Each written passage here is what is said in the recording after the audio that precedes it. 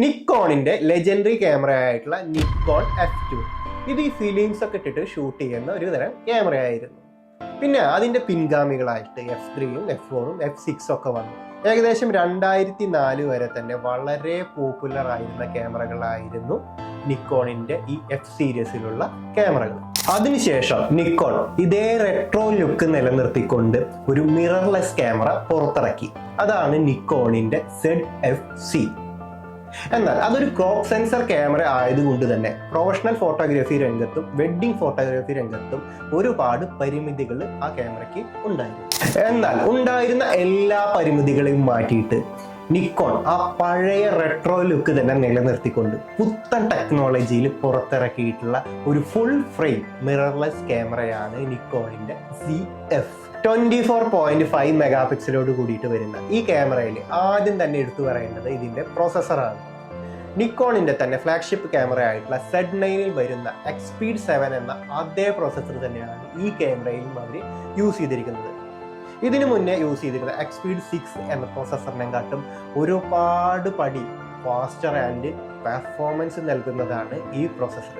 Z60 use ചെയ്തുകൊണ്ടിരുന്ന എനിക്ക് ZF-ലേക്ക് മാറിയപ്പോൾ വളരെ തന്നെ ആ പ്രോസസ്സറിന്റെ സ്പീഡ് മനസ്സിലാക്കാനായിട്ട് സാധിച്ചു. അതുമാത്രമല്ല, ഈ ബാറ്ററിയുടെ ബാക്കപ്പിന്റെ കാര്യത്തിലാണെങ്കിലും ZF തന്നെയാണ് ഒരു പടി മുന്നിലായിട്ട് നിൽക്കുന്നത്. പിന്നെ നമ്മൾ വെഡ്ഡിംഗ് ഒക്കെ ഷൂട്ട് ചെയ്യുമ്പോൾ അവിടെ തിക്കിലും ചൂടത്തൊക്കെ ആയിരിക്കും ഷൂട്ട് ചെയ്യുന്നത്. ആ ഒരു സമയത്ത് ഹീറ്റോ ലേഗോ ഒന്നും ഫീൽ ചെയ്യുന്നില്ല എന്നുള്ളതും ഈ ഒരു പ്രോസസ്സറിന്റെ ഒരു ക്വാളിറ്റി ആയിട്ടാണ് എനിക്ക് ഫീൽ ചെയ്തത്. ക്യാമറയുടെ ബോഡിയിലേക്ക് നോക്കുമ്പോൾ ഒരു റെട്രോ ലുക്കാണ് കൊടുത്തിരിക്കുന്നതെന്ന് ഞാൻ പറഞ്ഞല്ലോ. അതുകൊണ്ട് തന്നെ ഇതിൻ്റെ മുകളിലായിട്ട് ISO കൺട്രോൾ ചെയ്യുന്നതിനും ഷട്ടർ സ്പീഡ് കൺട്രോൾ ചെയ്യുന്നതിനും ഒരു സെപ്പറേറ്റ് ഡയൽ കൊടുത്തിട്ടുണ്ട്. പക്ഷെ ഞാൻ ISOയും ഷട്ടർ സ്പീഡും കൺട്രോൾ ചെയ്തത് കസ്റ്റമായിട്ട് അസൈൻ ചെയ്തിട്ടാണ്. ഈ ഒരു ഡയൽ കൺട്രോൾ ചെയ്യണം എന്നുണ്ട് വെച്ച് കഴിഞ്ഞാൽ ഈ മോഡൽ ക്യാമറാസിൽ കുറച്ച് എക്സ്പീരിയൻസ് ഉണ്ടാവണം എന്ന് തോന്നുന്നു. അല്ലെങ്കിൽ സ്പീഡിൽ ഫോട്ടോഷൂട്ടൊന്നും നടത്താനായിട്ട് നമുക്ക് സാധിക്കില്ല. ടച്ച് ആൻഡ് 360 വേരിയബിൾ ഡിസ്പ്ലേ ആണ് ഇതിന് കൊടുത്തിരിക്കുന്നത്. ഈ വേരിയബിൾ ഡിസ്പ്ലേ ഒക്കെ നമ്മുടെ ഫോട്ടോഗ്രാഫി സ്കിൽസിനെ തന്നെ ഇംപ്രൂവ് ചെയ്യുമെന്ന് എനിക്ക് മനസ്സിലായത് ഈ ക്യാമറ യൂസ് ചെയ്ത് തുടങ്ങിയപ്പോഴാണ്. ഇതിനു മുന്നേ ഉപയോഗിച്ചിരുന്ന സോണിയുടെ 7M3യും നിക്കോണിന്റെ തന്നെ Z60 എന്ന ക്യാമറയിലും പല ആംഗിൾസിൽ ഷൂട്ട് ചെയ്യുന്നതിന് വളരെയധികം ബുദ്ധിമുട്ട് ഉണ്ടായിരുന്നു. എന്നാൽ നിക്കോണിന്റെ CF-ൽ ഈ ഒരു റൊട്ടേറ്റിംഗ് വേരിയബിൾ ഡിസ്പ്ലേ ആയതുകൊണ്ട് തന്നെ വളരെ ഈസി ആയിട്ട് നമുക്ക് ഷൂട്ട് ചെയ്തെടുക്കാനായിട്ട് സാധിക്കും.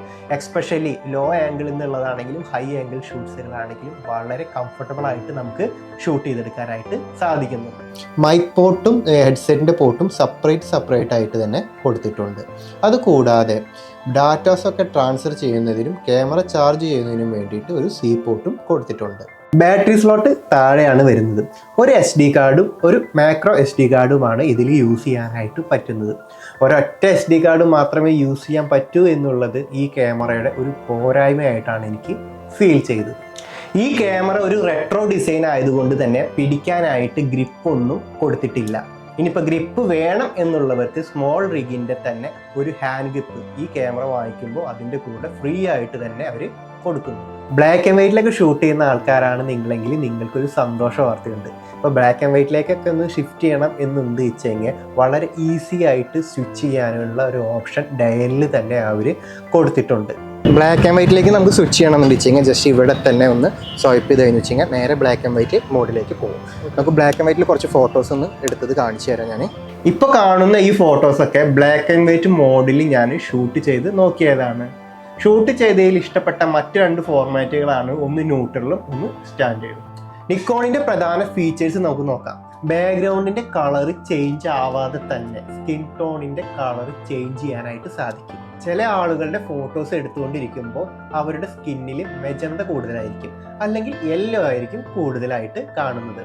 അപ്പോൾ നമുക്ക് അതിനെ കൺട്രോൾ ചെയ്തിട്ട് യെല്ലോയുടെയും മെജന്തയുടെയും മിഡിലേക്ക് നമുക്ക് കൺട്രോൾ ചെയ്തിട്ട് കൊണ്ടുവരാനായിട്ട് സാധിക്കും. ഈ കാണുന്ന ഫോട്ടോ മെജന്ത കൂടുതലാക്കിയിട്ട് എടുത്ത ഫോട്ടോയാണ്. ഈ കാണുന്ന ഫോട്ടോ യെല്ലോ കൂടുതലാക്കിയിട്ട് എടുത്ത ഫോട്ടോയാണ്. ഇനി അതിനെ കൺട്രോൾ ചെയ്തിട്ട് എടുത്ത ഫോട്ടോയാണ് ഈ കാണുന്ന ഫോട്ടോ. അതിലൂടെ അവരുടെ ഫേസിൻ്റെ കളറ് വളരെ നാച്ചുറൽ ആക്കിയിട്ട് ഷൂട്ട് ചെയ്തെടുക്കുന്നതിന് ഈ ഫീച്ചർ വളരെയധികം ഹെൽപ്ഫുൾ ആയിട്ടുള്ള ഒരു ഫീച്ചറാണ്. സ്കിന്ന് നമുക്ക് ക്യാമറയിൽ തന്നെ സ്മൂത്തൻ ചെയ്തിട്ട് ഫോട്ടോസ് ഷൂട്ട് ചെയ്യാനായിട്ട് പറ്റും. അതിനായിട്ട് സ്കിൻ സോഫ്റ്റനിങ് എന്ന് പറഞ്ഞ ഓപ്ഷൻ ഓപ്പൺ ചെയ്യുക. 3 മോഡിലാണ് സ്കിന്ന് സോഫ്റ്റൻ ചെയ്യാനായിട്ട് സാധിക്കുന്നത്. ഒന്ന് ലോ മോഡ്, രണ്ടാമത്തെ നോർമൽ മോഡ്, മൂന്നാമത്തെ ഹൈ. ഈ ഒരു ഓപ്ഷനിലാണ് നമ്മൾ ഫോട്ടോസൊക്കെ ഷൂട്ട് ചെയ്യുന്നത് എങ്കിൽ നമുക്ക് ക്ലയൻസിനൊക്കെ ഫോട്ടോസ് നേരിട്ട് കോപ്പി ചെയ്ത് കൊടുക്കുമ്പോൾ തന്നെ ഫേസിലൊക്കെ ഒരു ബ്യൂട്ടി നിലനിർത്താനായിട്ട് ഈ ഓപ്ഷൻ വളരെയധികം സഹായകമാണ്. പിന്നെ എടുത്തു പറയേണ്ട ഒരു ഫീച്ചറാണ് കേട്ടോ, നിക്കോണിൻ്റെ Z62-നേക്കാളും ഫോക്കസിങ് സ്പീഡിലും ആക്യുറസിയിലും ഒരുപാട് അപ്ഡേറ്റ്സ് ഈ ക്യാമറയിൽ വന്നിട്ടുണ്ട്.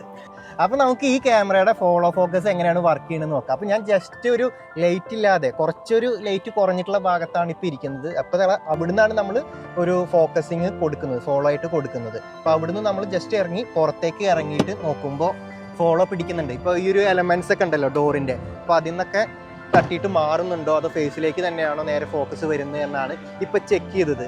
ഇനി ഞാൻ വേണമെങ്കിൽ ജസ്റ്റ് ഒന്ന് ഫ്രെയിമിൽ നിന്ന് ഔട്ടിലേക്ക് പോവാം, എന്നിട്ട് തിരിച്ച് വരുമ്പോൾ അതെങ്ങനെ ഫോക്കസ് ചെയ്യുന്നുണ്ട് എന്ന് ജസ്റ്റ് ഒന്ന് നോക്കി നോക്കാം. അപ്പോൾ തിരിച്ച് വന്ന് അപ്പോൾ എങ്ങനെ വീണ്ടും ആ ഒരു സ്പീഡ് എത്ര സ്പീഡിലാണ് വീണ്ടും ഫേസ് ഡിക്റ്റേറ്റ് ചെയ്തെന്ന് നോക്കാൻ വേണ്ടിയിട്ടാണ് ഇങ്ങനെ പുറത്ത് പോയിട്ട് വന്നത്. ഇനി ഞാൻ ജസ്റ്റ് ഒന്ന് തിരിഞ്ഞിട്ട് നടന്നിട്ട് വീണ്ടും ആ ഡോറൊന്ന് ഓപ്പൺ ചെയ്തിട്ട് നോക്കാം. അപ്പോൾ വീണ്ടും ബാക്കിൽ നിന്ന് നമ്മുടെ ഹെഡ് ഫോളോ ചെയ്യുന്നുണ്ടോ എന്നും കൂടി ജസ്റ്റ് ഒന്ന് പരിശോധിക്കാം.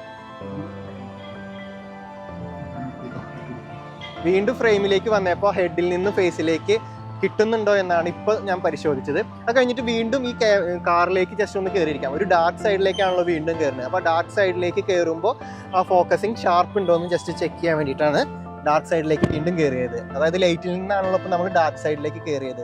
അപ്പോൾ എങ്ങനെയാണ് ഫോക്കസിങ് കൺസിസ്റ്റൻ്റ് ആയിട്ട് പോയോന്ന് അറിയാൻ വേണ്ടിയിട്ടാണ് വീണ്ടും ഇതിൻ്റെ ഉള്ളിലേക്ക് കയറിയത്. ഇതാണ് ഇതിൻ്റെ ഫോളോ ഫോക്കസിങ് കറക്റ്റായിട്ട് വർക്ക് ചെയ്യുന്നത്. എങ്ങനെ ഉണ്ടെന്ന് നിങ്ങൾ തന്നെ തീരുമാനിക്കുക. ലോ ലൈറ്റിൽ എങ്ങനെ ഇത് പെർഫോം ചെയ്യുന്നു എന്നായിരിക്കും അല്ലേ നിങ്ങൾക്ക് എല്ലാവർക്കും അറിയേണ്ടത്. അപ്പോൾ അതിനായിട്ട് ഞങ്ങളൊരു കോഫി ഷോപ്പിൽ നൈറ്റ് ഒരു ലോ ലൈറ്റ് ആംബിയൻസിൽ കുറച്ച് ഷൂട്ട്സുകൾ നടത്തിയിട്ടുണ്ട്. ജസ്റ്റ് അതൊന്ന് നോക്കാം. ആദ്യമായിട്ട് ഈ ഫോട്ടോ ഷൂട്ട് ചെയ്യാൻ പോകുന്നത് 1000 ISOയിലാണ്. രണ്ടാമതായിട്ട് ഷൂട്ട് ചെയ്ത ഈ ഫോട്ടോ 4000 ISOയിലാണ് ഷൂട്ട് ചെയ്തിരിക്കുന്നത്. മൂന്നാമതായിട്ട് ഷൂട്ട് ചെയ്ത ഈ ഫോട്ടോ 6400 ISOയിലാണ്. അപ്പോൾ ലോ ലൈറ്റിൽ ISO അപ്പ് ചെയ്തുകൊണ്ടിരിക്കുമ്പോൾ എത്രത്തോളം ക്വാളിറ്റി ഉണ്ടാവുമെന്ന് ഈ ഒരു ഫോട്ടോ കാണുമ്പോൾ നിങ്ങൾക്ക് മനസ്സിലാവും. ലോ ലൈറ്റ് ആംബിയൻസിൽ ബാക്ക് ലൈറ്റ് വെച്ചിട്ട് ഷൂട്ട് ചെയ്ത ഒരു ഫോട്ടോയാണ് ഈ കാണുന്നത്. പിന്നെ ഇതൊരു 24 മെഗാ പിക്സൽ ക്യാമറയാണെന്ന് പറഞ്ഞല്ലോ. ഇത് 24 മാത്രമല്ല കേട്ടോ, അതിൽ നിന്ന് അപ്ഗ്രേഡ് ചെയ്തിട്ട് 96 മെഗാ പിക്സലിൽ നമുക്ക് ഫോട്ടോസ് എടുക്കാനായിട്ട് സാധിക്കും. ഒരു പിക്സൽ ഷിഫ്റ്റിംഗ് എന്ന് പറഞ്ഞിട്ടുള്ള ഒരു ടെക്നോളജിയാണ് അതിനു വേണ്ടി ഇതിൽ യൂസ് ചെയ്തിരിക്കുന്നത്. അപ്പോൾ അതും ഒരു വളരെ യൂസ്ഫുൾ ആയിട്ടുള്ള ടെക്നോളജി തന്നെയാണ്. അപ്പോൾ അതിനെക്കുറിച്ച് കൂടുതൽ വീഡിയോ വേണമെന്ന് വെച്ചാൽ കമൻറ്റ് ചെയ്യാനായിട്ട് മറക്കരുത്. അതെങ്ങനെയാണ് 96 മെഗാ പിക്സലിലേക്ക് ഇത് ഷിഫ്റ്റ് ചെയ്യുന്നതെന്നുള്ളത് ഞാൻ പറഞ്ഞു തരാം. ക്യാമറയുടെ ഭാഗത്തു നിന്ന് അടിപൊളി ഒരു എക്സ്പീരിയൻസ് എനിക്ക് ഫീൽ ചെയ്തിട്ടാണ്. ഇത് ഞാൻ ക്യാമറയുടെ ഒരു അഡ്വാൻറ്റേജ് ആയിട്ടൊന്നും ഇവിടെ പറയുന്നില്ല, പക്ഷേ എൻ്റെ ഒരു ജസ്റ്റ് എക്സ്പീരിയൻസ് ഷെയറിങ് എന്ന രീതിയിലാണ് ഞാനിവിടെ ഇത് പറയുന്നത്. ഞാൻ കപ്പിൾസിനായിട്ട് ഔട്ട്ഡോർ ഷൂട്ട് ചെയ്യാൻ പോയപ്പോൾ നല്ല വെയിലായിരുന്നു. അപ്പോൾ ഞാൻ ഷൂട്ട് ചെയ്തുകൊണ്ടിരിക്കുമ്പോൾ ഒരു ഫോട്ടോ അതിൽ ഓവർ എക്സ്പോസ്ഡ് ആയിട്ട് പോയി. അപ്പോൾ ഞാൻ വിചാരിച്ചു ആ ഫോട്ടോ ഇനി ഉപയോഗിക്കാനൊന്നും പറ്റില്ല, അത് ഡിലീറ്റ് ചെയ്ത് കളയേണ്ടി വരുന്നു. പക്ഷേ ഞാൻ ജസ്റ്റ് എഡിറ്റിംഗ് ടേബിളിൽ ഇരുന്നിട്ട് ആ ഫോട്ടോ ജസ്റ്റ് ഒന്ന് ഗ്രേഡ് ചെയ്ത് നോക്കിയപ്പോൾ ഒരു ബേസിക് കറക്ഷനിൽ തന്നെ നല്ല ഡീറ്റെയിൽഡ് ആയിട്ട് എനിക്ക് ആ ഫോട്ടോ കിട്ടി. അതായത് JPEG ഫോർമാറ്റിൽ എടുത്തൊരു ഫോട്ടോ, ഓവർ എക്സ്പോസ്ഡ് ആയ ഫോട്ടോ ജസ്റ്റ് ബേസിക് ഗ്രേഡ് ചെയ്തപ്പോഴേക്കും കുറച്ച് ഡീറ്റെയിൽസ് കിട്ടുക എന്ന് പറയുന്നത് എനിക്ക് അടിപൊളിയായിട്ട് തോന്നി. മറ്റ് ക്യാമറകളൊക്കെ യൂസ് ചെയ്തിട്ടുള്ള ഒരു എക്സ്പീരിയൻസ് വെച്ചിട്ട് ഓവർ എക്സ്പോസ്ഡ് ആയിട്ടുള്ള ഫോട്ടോ ഗ്രേഡ് ചെയ്ത് കഴിഞ്ഞാലും ഇത്ര അധികം ഡീറ്റെയിൽസ് ഒന്നും കിട്ടാറില്ല കേട്ടോ. പിന്നെ ഒരു കാര്യം, നിങ്ങൾ ഓവർ എക്സ്പോസ്ഡ് ആക്കി ഫോട്ടോ എടുത്ത് കഴിഞ്ഞു വെച്ചെങ്കിൽ എല്ലാ ഫോട്ടോ ഇങ്ങനെ ഡീറ്റെയിൽ ആയി കിട്ടുമെന്നൊന്നല്ല ഞാൻ പറഞ്ഞത്. എല്ലാവരും കറക്റ്റ് എക്സ്പോഷർ മീറ്റർ കീപ്പ് ചെയ്തിട്ട് തന്നെ ഫോട്ടോസ് എടുക്കാനായിട്ട് ശ്രമിക്കുക. എനിക്കിങ്ങനെ ഒരു കിട്ടി എന്നുള്ളത് കൊണ്ട് ജസ്റ്റ് എക്സ്പീരിയൻസ് ഒന്ന് ഷെയർ ചെയ്തു എന്ന് മാത്രം. നിക്കോണിൻ്റെ കളേഴ്സിനെ കുറിച്ചിട്ട് പിന്നെ ഞാൻ ഒരുപാട് അങ്ങ് പറയേണ്ട കാര്യമൊന്നുമില്ല, എല്ലാവർക്കും അറിയാവുന്ന കാര്യമാണ്. ഞാൻ നിക്കോണിൻ്റെ കുറച്ച് കളേഴ്സ് കാണുന്നതിന് വേണ്ടിയിട്ട് ഒരു ഷൂട്ട് ചെയ്തിട്ടുണ്ട്. അപ്പോൾ നിങ്ങൾ ആ ഫോട്ടോസൊക്കെ ഒന്ന് ചെക്ക് ചെയ്ത് നോക്കുക, എങ്ങനെയുണ്ട് കളേഴ്സ് എന്ന് നിങ്ങൾ തീരുമാനിക്കും. 4 വെഡ്ഡിങ് വർക്കിന് യൂസ് ചെയ്തിട്ടുള്ള ഒരു എക്സ്പീരിയൻസ് ആണ് ഞാനിവിടെ ഷെയർ ചെയ്തത്. എനിക്ക് എന്താണ് ഫീൽ ചെയ്യുന്നതെന്ന് വെച്ച് കഴിഞ്ഞാൽ, ഇപ്പോൾ സോണിയുടെ തന്നെ 7M3 ഉണ്ട്, 7C ഉണ്ട്, നിക്കോണിൻ്റെ Z6II ഉണ്ട്. അപ്പോൾ ഈ ഒരു ക്യാമറയിൽ നിന്നൊക്കെ അപ്ഗ്രേഡ് ചെയ്യണം എന്ന് ആഗ്രഹിക്കുന്ന ആളാണ് വെച്ചാൽ നിങ്ങൾക്ക് ഈ ക്യാമറ ഒരു ബെസ്റ്റ് ഓപ്ഷനാണ്. ഇനി അഥവാ ഒരു പ്രൊഫഷണൽ ഫോട്ടോഗ്രാഫി സ്റ്റാർട്ട് ചെയ്യണം, വെഡ്ഡിങ് ഫോട്ടോഗ്രാഫി സ്റ്റാർട്ട് ചെയ്യണം എന്നൊക്കെ വിചാരിക്കുന്ന ഒരാളാണ് നിങ്ങളെങ്കിൽ നിങ്ങൾക്കും ഈ ഒരു ക്യാമറ ചെക്കൗട്ട് ചെയ്യാവുന്നതാണ്. പിന്നെ ഈ ഒരു ക്യാമറയെ കുറിച്ചിട്ട് കൂടുതൽ എന്തെങ്കിലും നിങ്ങൾക്ക് അറിയണം എന്ന ആഗ്രഹം ഉണ്ട് വെച്ചാൽ താഴെ കമൻറ്റ് ചെയ്യാനായിട്ട് മറക്കണ്ട. ഞാനിതിൻ്റെ പുതിയൊരു വീഡിയോ ചെയ്യാം. അപ്പോൾ എല്ലാവർക്കും